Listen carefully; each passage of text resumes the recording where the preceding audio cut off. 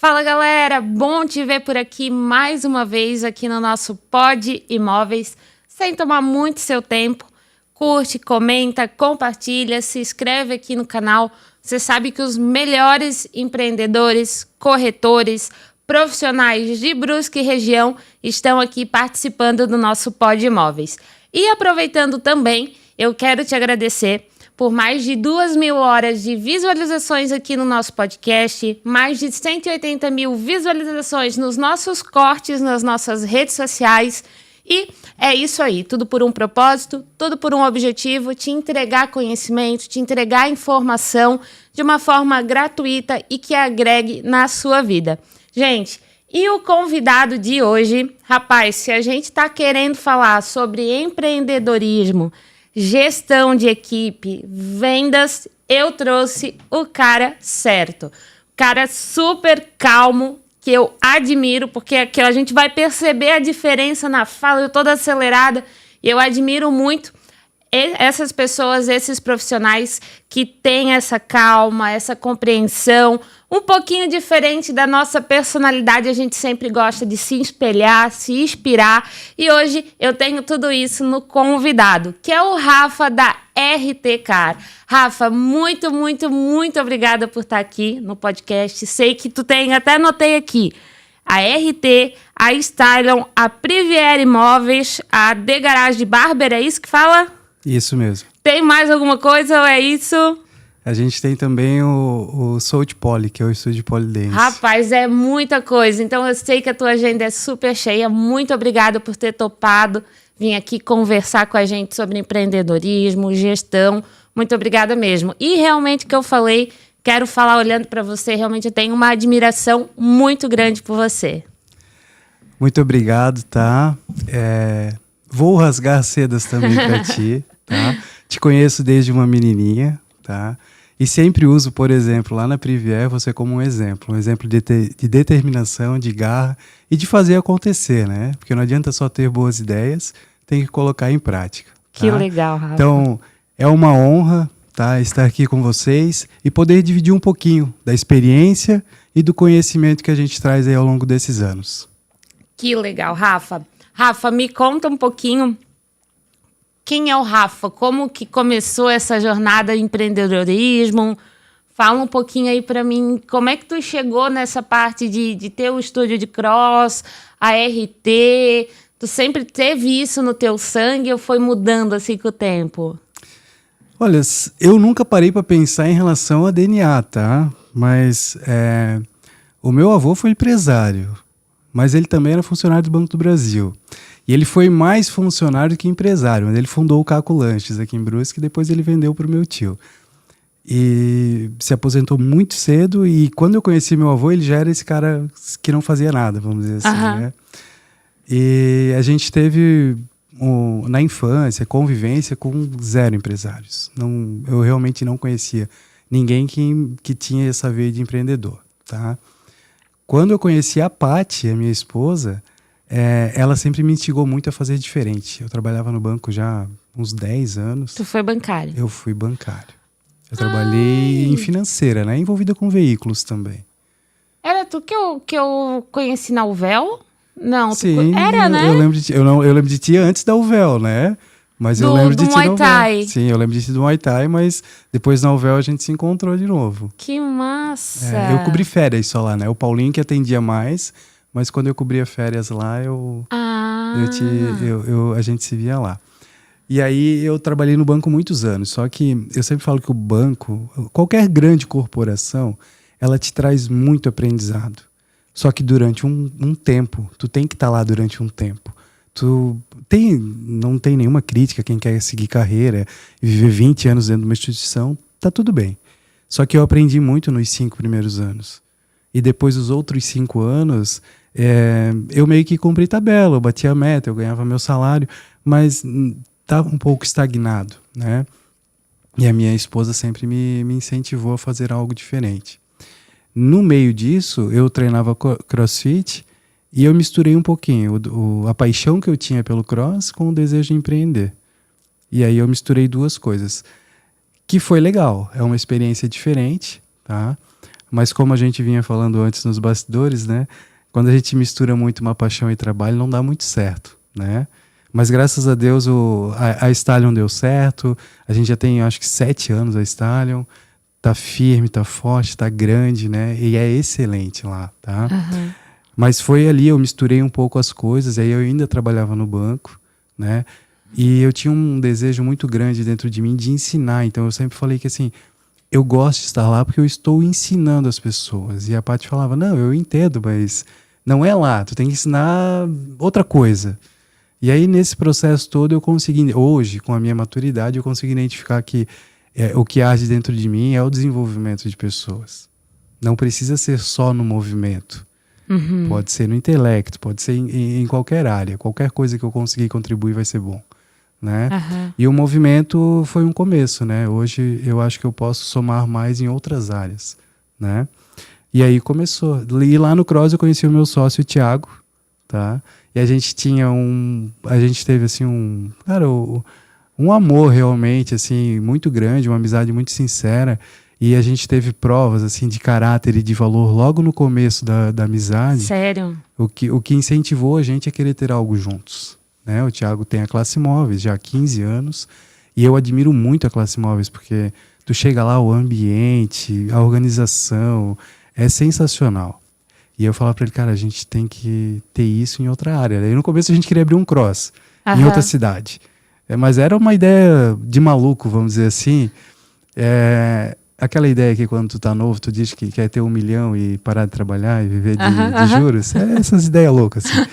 E aí, nesse meio tempo, a gente foi amadurecendo a ideia. E daí num curso que eu tava, de inteligência emocional, e o Thiago tava de staff, surgiu a ideia. Eu fiz como se eu fosse... Eu me coloquei, Rafael, pessoa física, como uma holding com tudo que eu fazia.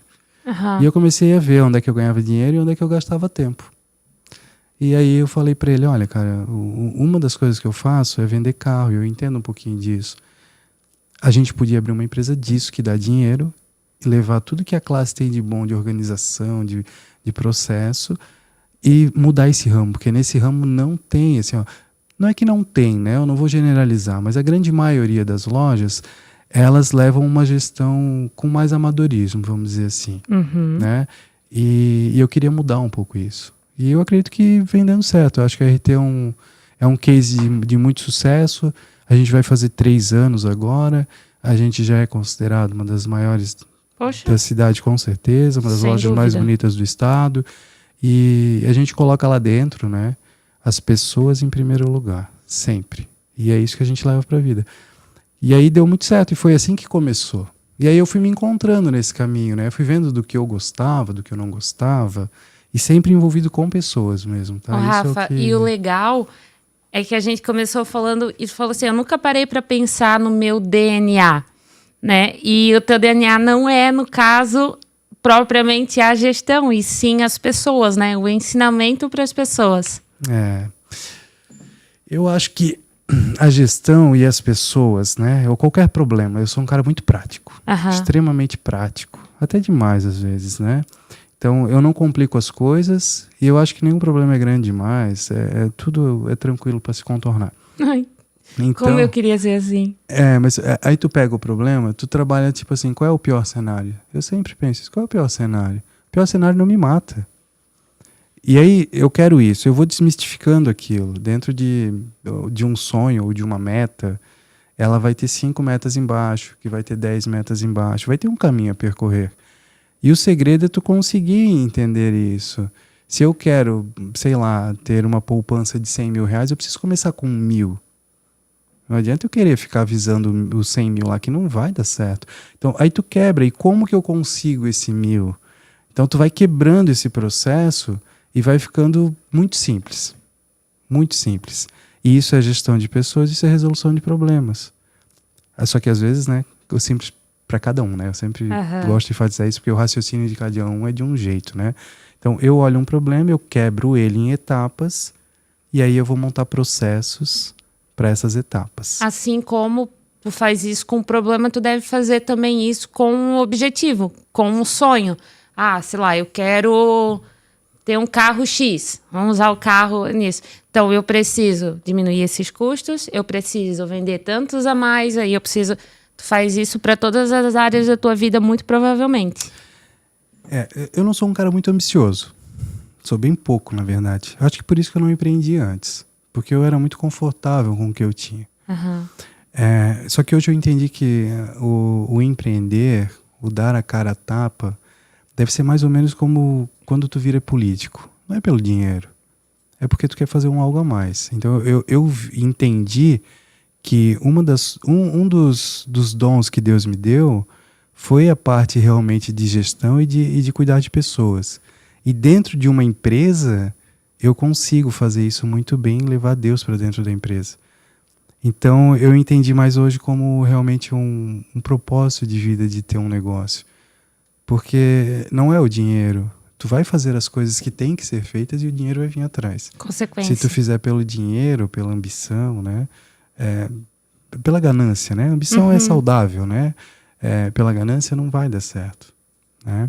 Então, eu não tinha essa grande ambição de ter coisas assim, né?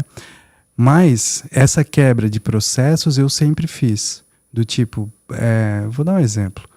Tem empresas de água, vou usar o exemplo de Brusque. Tem uma empresa de água em Brusque que com certeza fatura milhões e é lucrativa. Água. Existe coisa mais simples de tirar da terra do que água? Do que água.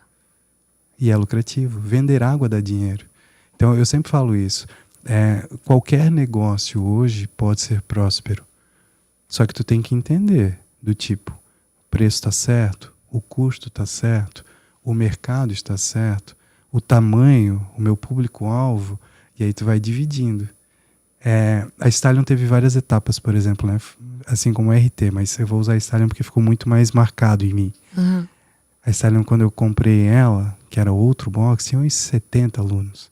E a gente teve etapa de 100 alunos, de 150, de 200, de 300, de 350. O que acontece? O que funciona para 70 não funciona para 100. Funciona para 100, não funciona para 200. Se tu não evolui e não muda o processo, tu quebra. Porque não é só enfiar a gente dentro. Tem custo, tem isso, tem aquilo. Mas como é que ficou o aprendizado nessa questão de quebrar os problemas, né? Se tu cresceu, chegou num nível que tu não tá dando jeito, eu aconselho a buscar um mentor. Mas se não deu jeito, tu tem sempre a opção de voltar 3 degraus para baixo e voltar a ser menor. E tá tudo bem. E tá tudo bem. Às vezes tu precisa dar 2, 3 passos para trás, se reestruturar, se reorganizar. Isso. E tem gente que não quer crescer. Tá? Ontem eu estava brincando, tem um amigo meu que tá vendo um carro comigo. E ele tem uma empresa. E eu falei, cara, se pegar no PJ e tal. Não, eu tenho que tirar nota. Não sei o quê. Ele não gosta nem de tirar nota.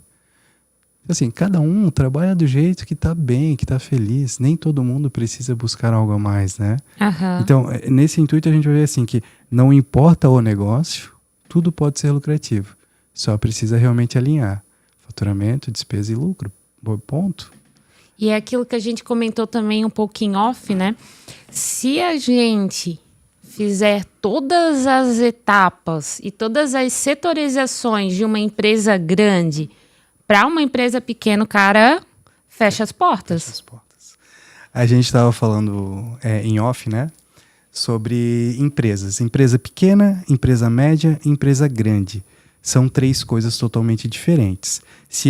Existe um ideal, né? Se tu pegar corporação, existe um ideal de ter várias camadas, vários líderes, coordenadores, um negócio muito bem estruturado. Mas se tu começar pequeno e quiser fazer isso, e tu não tiver faturamento para aguentar isso, né? Porque tu pode até conseguir começar já grande, mas aí o teu faturamento, o teu jogo tem que ser outro. Tu vai quebrar a empresa. Porque quando tu começa, independente do negócio, tu vai fazer tudo. Cobrar o escanteio, correr para a área, cabecear, ainda ir pro gol e defender a bola. É isso.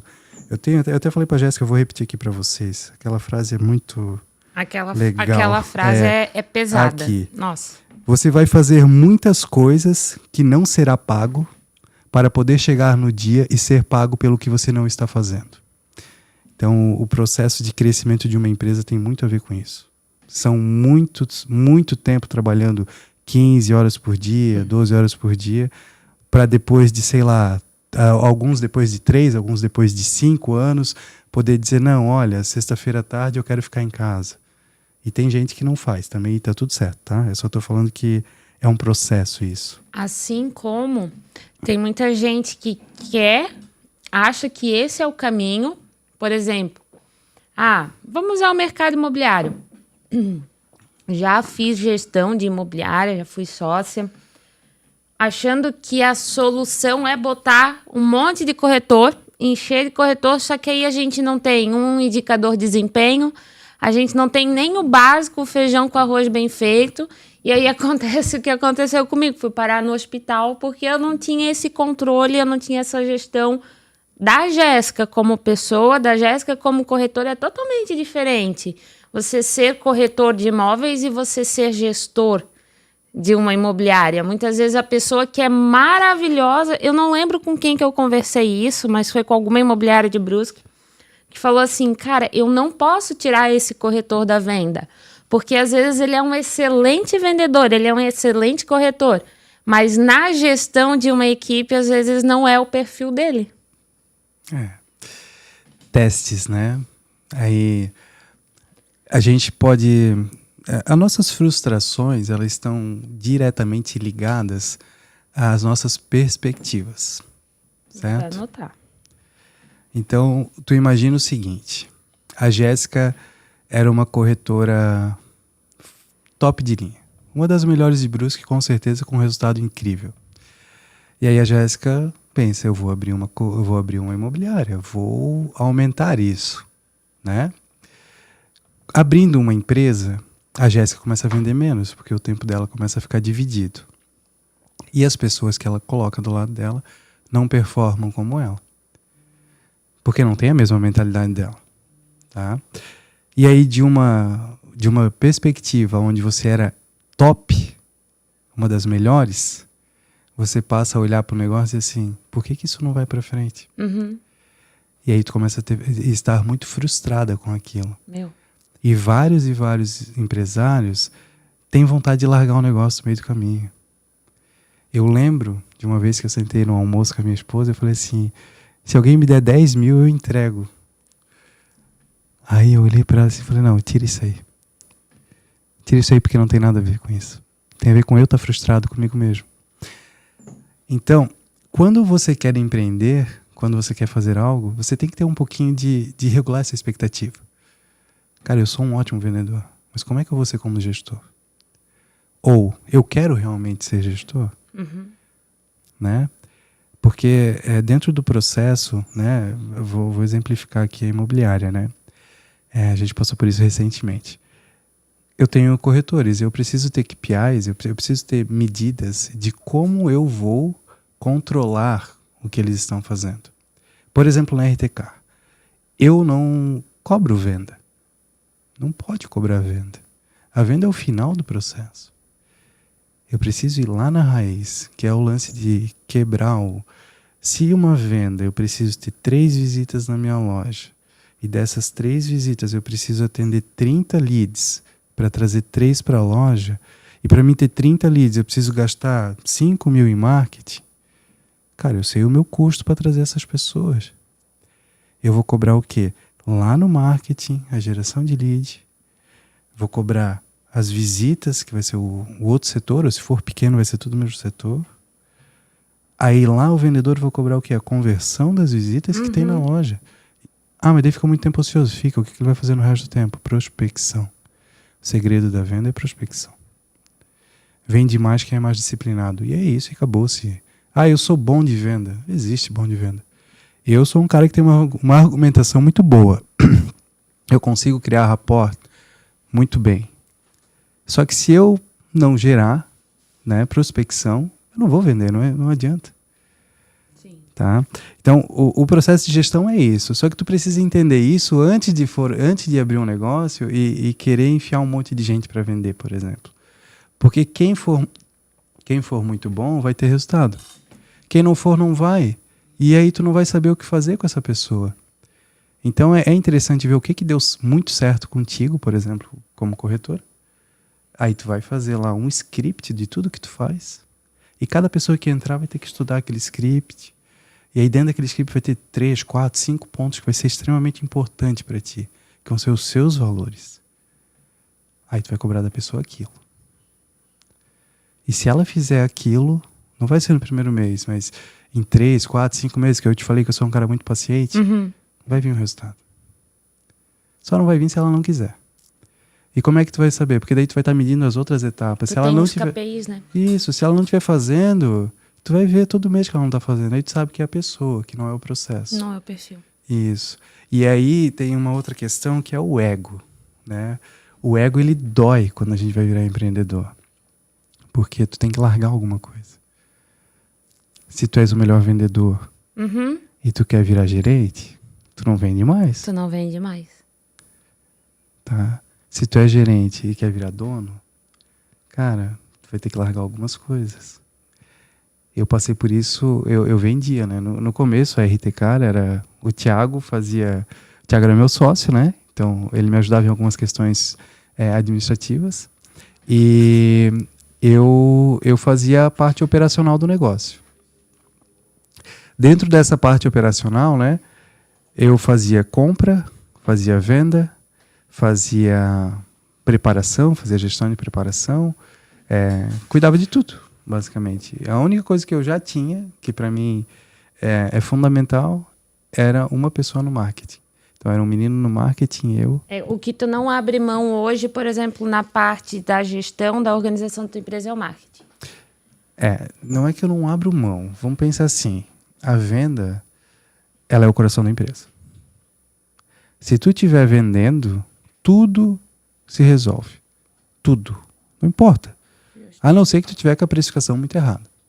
Né? Que daí tu pode quebrar porque tá vendendo mais barato do que tá captando, enfim. Mas se tu vender, qualquer problema se resolve. Só que a venda também mascara muitos problemas, né?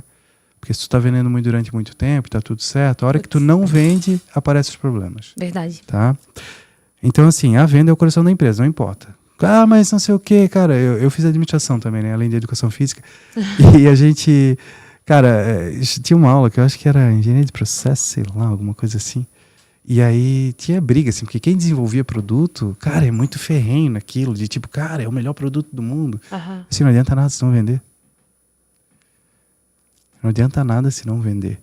Então, assim, não importa, não é que os outros setores não são importantes, porque eu acho que uma empresa, ela é um todo. Tanto que lá na RT a gente tem, né, a gente é muito meritocrata, né? Então a gente tem meta individual, tem bônus individual e tem bônus de equipe, que é o resultado de todo mundo. Para todo mundo estar englobado, tá? Dentro disso, a gente... Peraí que eu vi uma ligação aqui. Dentro dessas metas que a gente monta ali dos KPIs, né? Tu vai definir o que é o... Eu me perdi agora na linha de raciocínio. Tá falando do marketing, né? E dentro disso ali, a venda sempre vai ser o mais importante. É o coração, não adianta, exatamente. Né? Só que como eu te falei, faz sentido. Hoje não tem venda se não tem marketing. Certo? Na minha empresa, por exemplo, lá na nossa empresa a gente tem 40% da conversão de venda, ela vem do marketing. Tá? Então ela vem do marketing, passa no pré-venda, vai para o vendedor. E olha que massa.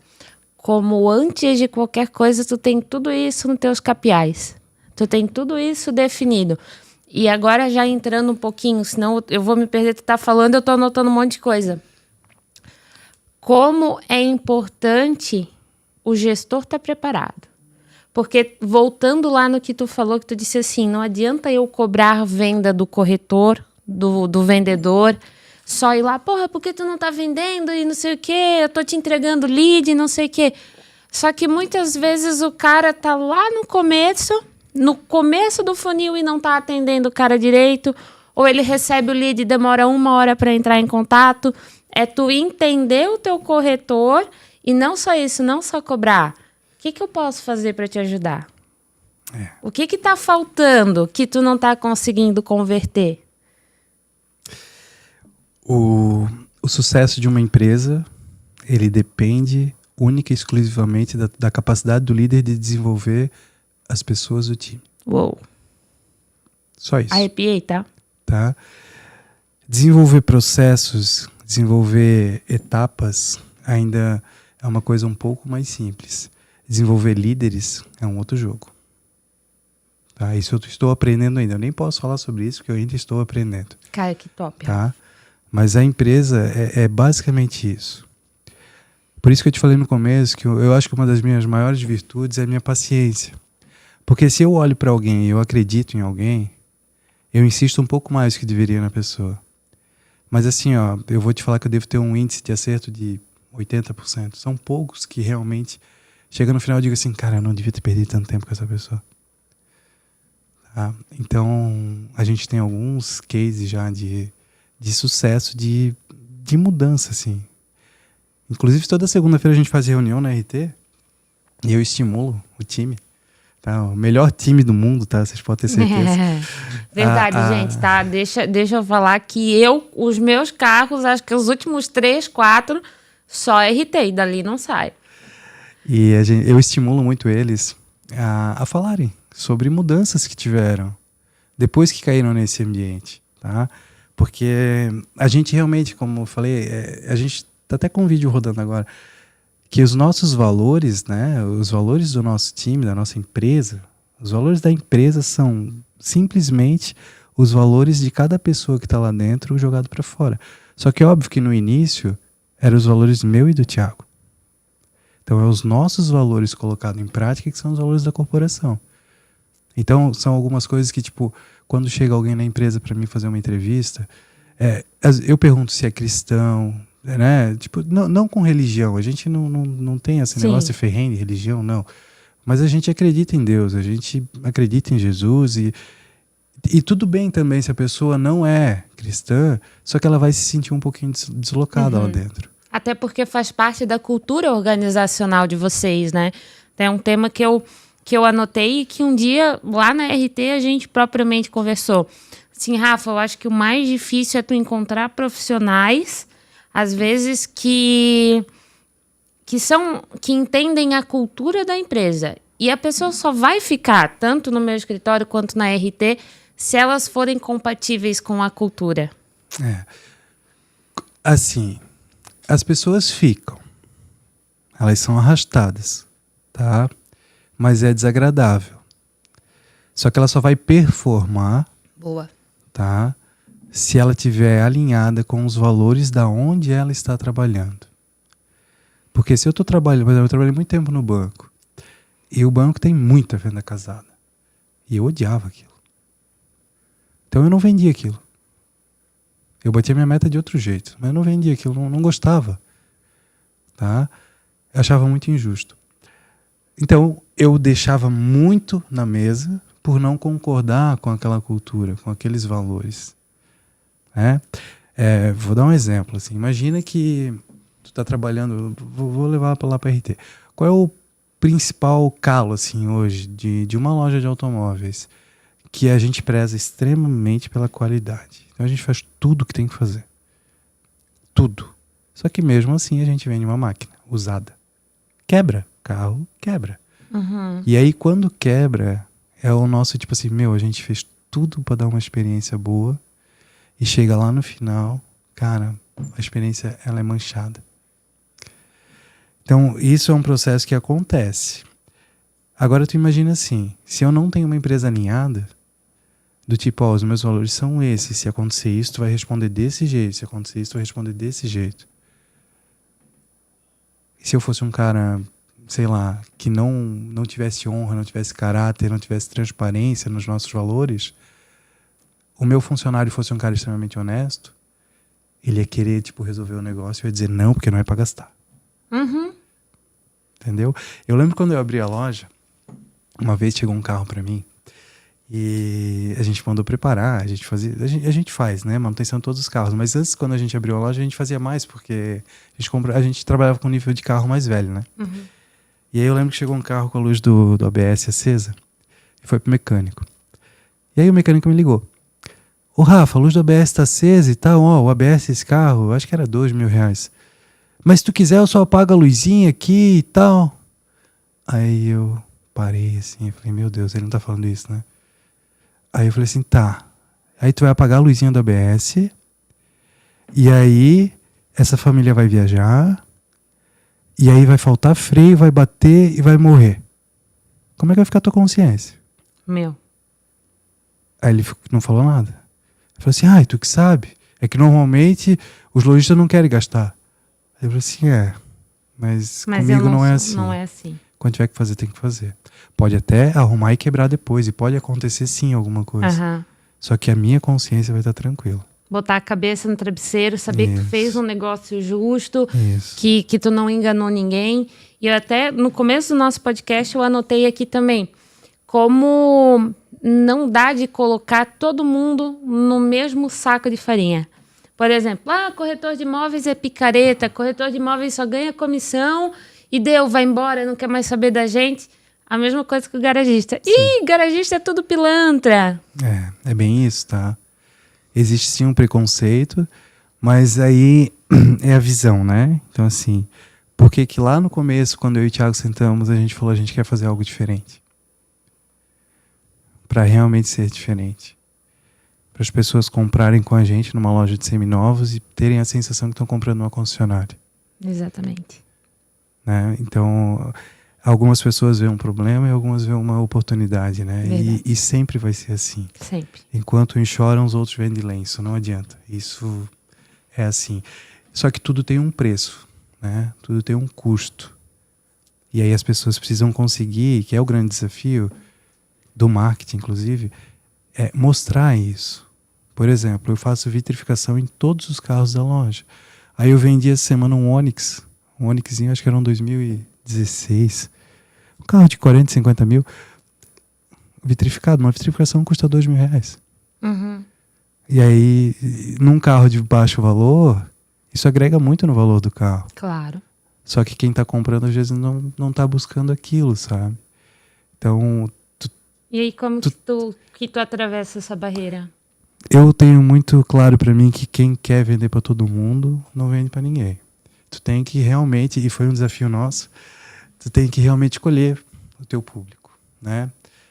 Eu queria poder atender para todo mundo.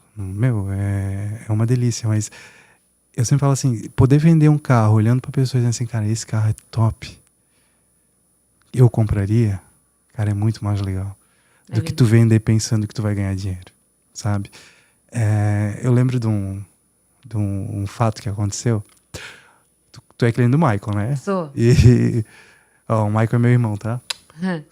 Beijo, mano. E o Michael chegou uma vez pra mim. A gente tava trocando o estoque, né? A gente chegou a ter 80 carros em estoque. Caramba. E a gente começou a trocar o estoque pra pegar carros melhores e tal. E aí um dia ele chegou pra mim, agoniado, não tava vendendo aquele mês. O Michael não tem a minha calma pra lidar com números. E aí ele chegou pra mim e falou assim... Ele já tinha feito um motim já. Eu conheço as peças, né? Conheço meus canários. E aí ele chegou assim...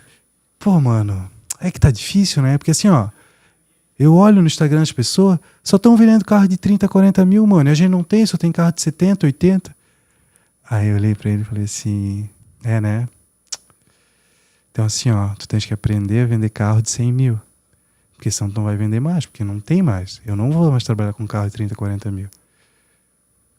Daí ele olhou assim, engoliu. Eu imagino ele. Engoliu, mas ele entendeu, sabe? E o que eu quero exemplificar com isso?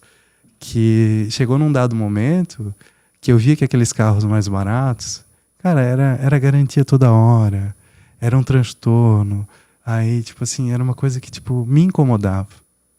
Eu sei que era um público que merecia também estar sendo atendido. Uhum. Só que eu vi que era incompatível pelo que a gente queria, né? Os valores e aonde vocês queriam chegar. Isso. Porque por mais que a gente arrumasse tudo, nunca ficava bom. E eu falei, não, vamos mudar isso aqui, né? Então eu e o Thiago junto, a gente montou uma estratégia e a gente vem seguindo ela muito bem, assim, né?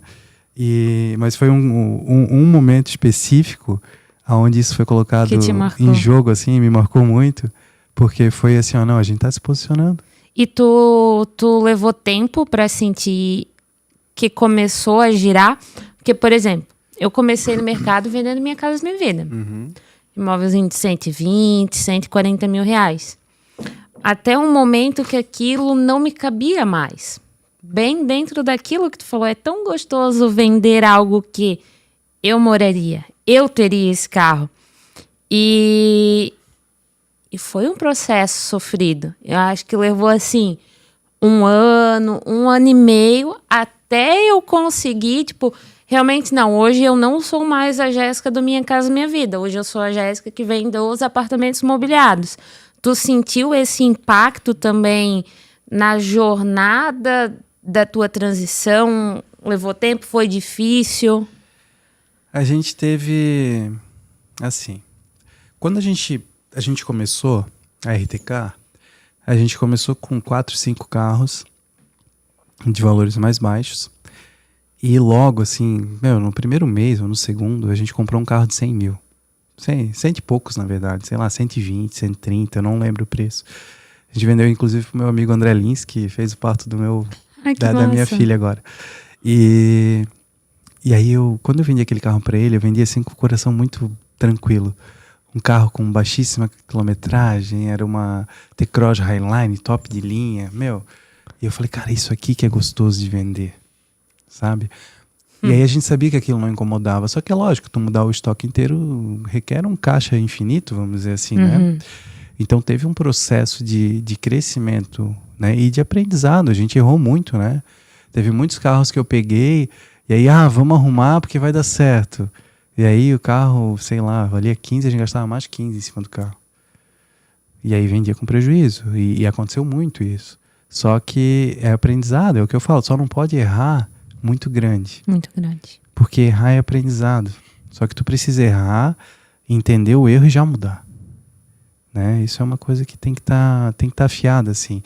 E aí o grande problema dos gestores hoje, ou de quem não faz a gestão, é porque não para nem para olhar o que está errando. Né? Isso é um problema, sabe? E às vezes porque acha que tem que fazer tudo e não tem. Ou que tá só apagando incêndio. O cara tá tão envolvido em apagar incêndio, resolver problema, que ele não consegue parar para entender aonde que o incêndio está começando. Isso. E aí foi um processo, assim, quando a gente ficava de favor em outra loja com nossos carros no começo. Acho que a gente ficou uns 4 meses. E aí quando a gente decidiu que não, tá na hora, a gente tava, sei lá, com 15 carros em estoque, a gente falou, não, tá na hora da gente ir. E logo no começo, o Thiago chegou para mim e falou, Rafa, vamos comprar mais carro? Que eu lembro que eu não tinha caixa. E o Thiago já tinha mais caixa. O Thiago falou, Rafa, vamos lá, eu boto uma grana mais do que tu. E a gente... Eu falei, não, Thiago, não é nem por isso, eu não dou bola até disso. Porque depois a gente se resolve. A gente nunca teve problema com dinheiro, né? Com dinheiro que eu digo assim, entre eu e ele, né? Não é isso. É que hoje eu faço gestão de 2 pessoas. Se nós comprar mais 10 carros, quantas eu vou ter que gerir? Hoje eu faço gestão no estoque de 15 carros. É diferente do estoque de 20. É diferente do estoque de 40. Eu preciso ir crescendo para não errar, ou para errar o mínimo possível. E se eu sair desse estoquezinho de 12, 15 carros que a gente tinha quando fosse para a loja nova e já fosse para 40 carros, eu teria errado muito maior. E aí quando a gente foi para a loja nova, que a gente fez o projeto, eu não sei se chegasse a conhecer lá na Gustavo Halpap? Não. Quando a gente foi lá para Gustavo Halpap, a gente já fez uma loja bonita. Aí a gente já se posicionou, entendeu? É isso aqui que a gente quer.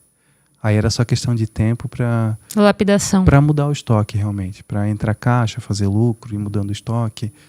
E aí automaticamente tu foi trabalhando com a tua equipe também, fazendo essa mudança com a equipe. Eu vou te falar que quando a gente estava pequeno, né, era eu, o Danilo fazia o marketing. E logo depois, assim, nos 2, 3 meses de empresa, eu contratei alguém para fazer a preparação dos carros, que era o Thiago. E aí, quando a gente foi para a loja nova, eu sabia que eu ia precisar de uma equipe. Então, daí eu contratei a Dai, e contratei o Maicon, e contratei o Pablo. 2 vendedores e um administrativo. E a gente foi para lá assim, daí. Então, ali cresceu a equipe. Ali virou uma empresa de verdade, vamos dizer assim. E dali para o que a gente é hoje, aí foi dia a dia. Aí, e assim, ó, como a gente investe muito em desenvolvimento humano, dentro da empresa, está inclusive enraizado nos nossos valores. É um pilar lá. de vocês, né? Isso, caráter, transparência e o principal, que é o desenvolvimento de pessoas, tá? A gente investe muito nisso. A gente não precisou trocar profissionais, vamos dizer assim. Vamos tirar esse aqui porque esse aqui não pode vender. Como é que esse cara vai atender um cara que vai comprar um carro de 300 mil? A gente não precisou, porque as próprias pessoas que estavam na equipe, elas entenderam que elas precisavam crescer com a gente. Vestiram a camisa da equipe e a cultura também. Exatamente. Tá, exatamente. A gente tem algumas coisas, né, algumas práticas dentro da empresa. Então, assim, a gente já investiu muito em curso, né? A gente mandou agora, a gente tá no grupo todo, lá dentro do complexo da RT, era 34 pessoas. A gente fez um curso agora que foram 32. Caramba. Uma imersão, sexta, sábado e domingo. Não foi um cursinho. Eu vi em Foi Balneário, uma né? imersão de 3 dias. A gente fechou a loja. Que massa. Isso mostra o quê? O engajamento, sabe? Uma Da equipe equipe. engajada, de querer algo mais. A gente tem um projeto lá também de... Uma coisa que eu trouxe da Stallion, a gente se preocupa muito com o ser humano, com corpo, mente e espírito. Então hoje eu tenho orgulho de falar que provavelmente uns 80% da nossa equipe treina, tá? A grande maioria faz cross, tá? Tem alguns só que não fazem, mas a grande maioria faz cross. A gente tem uma terapia em grupo toda segunda-feira. Que massa. Tá? Então gira bastante assim a adesão de pessoas, mas eu acredito que toda a equipe já foi pelo menos em uma sessão, tá? E a gente estimula muito o desenvolvimento de mente também, de realmente, tipo assim, de estudar, de fazer curso, né? Então a gente está fomentando, né? A gente inclusive a gente tem um auxílio de atividade física, a parte da terapia a gente doa, né? A gente que paga. E aí a parte da alma, né, tipo, do espírito, aí é nós, aí a gente realmente faz isso ser vivenciado lá dentro. Cara, que tá? legal. Então, eu acho que é a cultura, né? Cultura. Que é o segredo de qualquer empresa que quer crescer. Concordo. No começo, aí vem lá de novo, lá na pequena, média e grande, o que faz uma empresa deixar de ser pequena para ficar média são pessoas.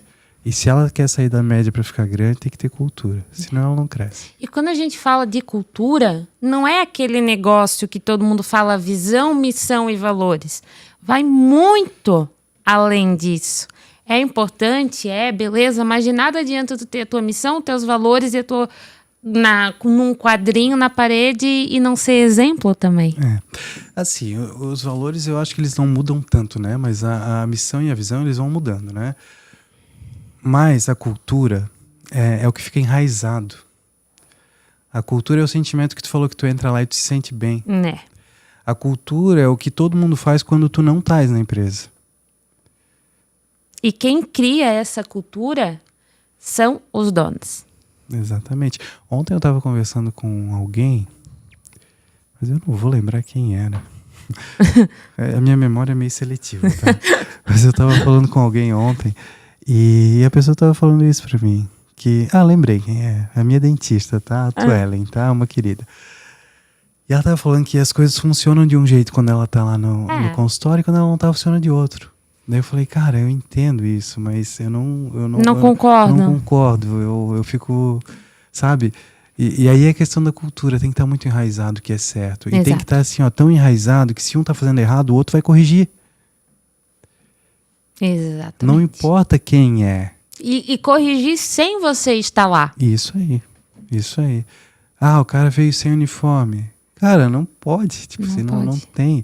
E daí assim, tu montar, por exemplo, hoje, a gente sabe que o que faz as pessoas ficarem realmente numa empresa é a cultura, tá? E a renda. Não adianta, justo. Tá? Tu montar um programa de pagamento hoje, tá? Focado totalmente em meritocracia, tá? Como eu te falei que é o nosso, tá? Onde a pessoa que mais faz é a que mais ganha, tá? Onde a pessoa vai ter meta individual, meta de grupo, para entender que ela sozinha é importante, mas que em grupo também é. Mas se o grupo não bater, ela garante o dela individual. Porque eu já fiz errado também, de ter só meta de grupo. Sim. Aí um ficava esperando o resultado do outro. Tá? Então, tu montar isso hoje, uma boa planilha, uma boa... Não é planilha, né? Mas um bom desenvolvimento de remuneração e implementar a cultura, tu consegue ficar com um time bem engajado. né? E lógico, eles precisam admirar o líder, né? Com certeza. O líder vende a visão. O líder, ele tá na empresa, né? Tipo, como tu falou, não é para apagar incêndio. Ele tá lá para vender a visão. A gente vai para cá. A gente precisa fazer isso aqui. A gente precisa de pessoas assim. E acima de tudo, o seu exemplo, porque é o exemplo que arrasta. Imagina tu na reunião de segunda, gente, corpo, mente e espírito, vocês precisam se exercitar. E tá lá a barriguinha de chope, pançudo, chegou da balada virado. Como é que tu vai passar credibilidade pra pessoa se tu não é exemplo? Se tu pegar na relação de alto desempenho, né? Normalmente uma pessoa que tem alto desempenho, ela tem alto desempenho em várias áreas da vida. Justo. Tá? Porque o alto desempenho ele tem muito a ver com a disciplina, né? Uhum. Então, se a pessoa é disciplinada para uma coisa, ela vai ser para as outras. Tá? E tem coisas, né? E a saúde é a principal delas, que não adianta, cara. Tu pode ser rico, tu pode ser o que for, tá? Multimilionário, tá? Tem uma coisa que tu não consegue pagar ninguém para fazer por ti. É exercício. Não dá. Não dá. Vou chegar, meu personal vai lá treinar para mim agora, depois eu vou. Não, na empresa, se tu monta uma estrutura boa, tu consegue fazer com que as pessoas te cubram quando tu não está. Mas no exercício, se tu não fizer, a tua saúde vai vir. Não é o teu corpo, né? Exatamente. Tu unicamente pode fazer por ti só. Exatamente. Tá? E também cuidar um pouquinho, né? Porque a gente tá falando de pais antes, né? Para não terceirizar também o mais importante, né? Tipo assim, eu trabalho um monte, aí eu tenho 5 babá em casa, tenho isso, tenho aquilo, para cuidar dos meus filhos. Cara, tem coisas dentro da empresa que tu não pode terceirizar e tem coisas em casa que tu não pode terceirizar. O coração da tua empresa tu nunca terceiriza. Tipo, vou terceirizar a venda. Esquece. Não existe terceirizar a venda. Em casa, criação dos filhos, eu vou terceirizar a educação dos meus filhos? Não dá.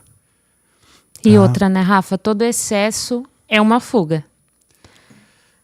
Todo excesso de trabalho, tu tá querendo fugir do quê? Que tu vive só no trabalho. Eu escutei um podcast esses dias eu acho que era o Joel J com o Flávio Augusto. O Flávio Augusto, pra mim, é um cara fora da curva total, assim. E ele está falando sobre equilíbrio, né? A gente fala muito em equilíbrio. Aí o Flávio falou assim, e eu concordei com ele. Mas são palavras dele. O equilíbrio não existe. Assim como a estabilidade também não existe. Isso. O equilíbrio é algo que a gente inventou dentro da nossa cabeça. Justo. Por quê? Sempre tu vai estar pendendo mais para um lado que para o outro. Normal. O que é importante? Dentro de qualquer processo, por exemplo, a tua família está envolvida. Ele exemplificou, por exemplo, uma coisa dele, né? Ele começou a fazer o trio, acho que é o nome, uma coisa assim. Que ele ia fazer... Ele, o Caio e o... Isso. Joel J, eu acho. Isso. E aí eles iam fazer, sei lá, 30 viagens pelo Brasil. Um cara que é bilionário ia ficar, 30 finais de semana longe da família. Aí falou, a primeira coisa que eu fiz foi chamar minha esposa e assim, olha, eu tô com um projeto assim, que vai atingir tanto x pessoas, que não é pelo dinheiro, e eu queria saber se tu tá de acordo. Legal.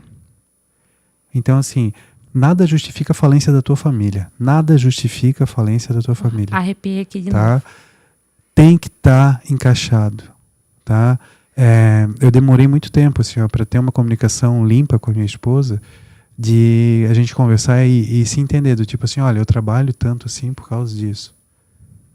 Existe uma meta de chegar aqui. Sim. Existe isso aqui. Agora, enquanto não existe essa comunicação, fica muito aquele assim, trabalho essa tarde de novo. Esqueceu de mim. Tá. A comunicação e você saber que, principalmente, uma empresa pequena, uma empresa que está começando agora, é normal, muitas vezes, tu ter que, durante um período, se priorizar o trabalho para, tipo assim, poxa, sei lá, a gente quer comprar o nosso AP, então eu vou precisar trabalhar um pouco mais. Vou precisar fazer mais vendas para isso, mas é por um bem, por nós. A gente chegou a ter em casa um dia eu lembro até hoje, né? Eu olhei pra ela e falei assim, amor, mas pra mim ter essa vida que tu imagina que eu tenho que ter, eu vou ter que ser funcionário público. Sim. E a gente conversou e tal, a gente se entendeu muito bem nesse sentido. Comunicação. E hoje, só que ela também trabalhava muito. Aí os dois trabalhando juntos era muito pesado. Então hoje a gente tem uma rotina um pouco mais controlada nesse sentido. Só que teve etapa que não estava controlada. Quando a Davi nasceu, eram os dois na loucura. Imagina. Entendeu? E com o filho pequeno. Então, assim, são coisas. Só que se estiver alinhado, tu passa por tudo, né? Exatamente. Tu passa por tudo. Porque não tem outro caminho. Quer ver? Vou te fazer uma pergunta bem simples. Qual é o horário que tu mais fecha negócio com teus clientes? Depois das 6. Cara, Final de semana. entendeu? Qual é o horário que a gente, como consumidor, senta para procurar um carro? De noite. Aí eu posso cobrar dos meus vendedores que trabalham fora de horário? Não. Não posso. E não cobro. Tá? Se eles conseguirem fazer o resultado deles trabalhando 3 horas por dia, tá maravilhoso. Tudo certo. Agora, se não conseguir, cada um vai atrás do que quer. Tá? Cada um vai atrás do que quer. Então, é isso. Esse resume é isso. Então, quando eu vendia, né, no começo da RT, eu lembro. O meu foco era das 18 até 1h da manhã. E a maioria dos carros eu fechava nesse horário. Verdade, né? Tá? Porque não existe, tipo assim, não existe uma regra. Tá? Não tem como ter. E o sucesso, né, ele tá fora da zona de conforto, né? O Thiago sempre fala isso pra mim. O sucesso tá fora da zona de conforto. E é isso. Cara, que massa. Rafa, se eu pudesse, eu ficava mais 1 hora aqui falando contigo. É muita coisa massa pra gente conversar, mas o tempo também não permite a gente aqui no podcast. Pra gente finalizar, Rafa, uma dica, um conselho, uma mensagem que tu sentir no seu coração de passar pro pessoal. Tem uma oração que eu fiz pro meu filho quando ele nasceu. E a oração se baseia em 3 pilares, tá? Que se você conseguir, tá, ter isso, eu gosto muito de pedir a Deus. Eu acredito em Deus e peço a Deus, tá?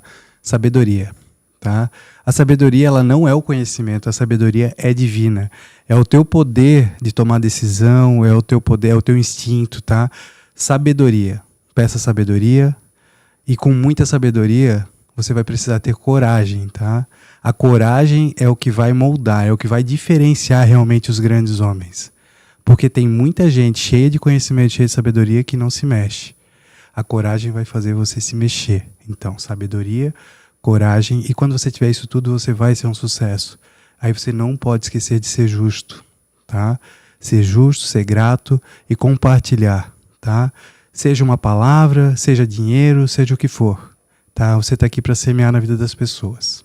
Esse é o recado. Galera, me arrepiei aqui, tá? Rafa, sensacional. Sempre muito sábio, sempre nítido, palavras vindo do coração. E com certeza esse podcast vai chegar para as pessoas certas, para quem precisa ouvir, para quem te admira. E muito, muito obrigada por ter topado, por estar aqui. Só gratidão. Eu que te agradeço, tá? Foi um grande prazer estar aqui contigo. Que legal. Gente, espero que vocês tenham gostado e te vejo no próximo episódio.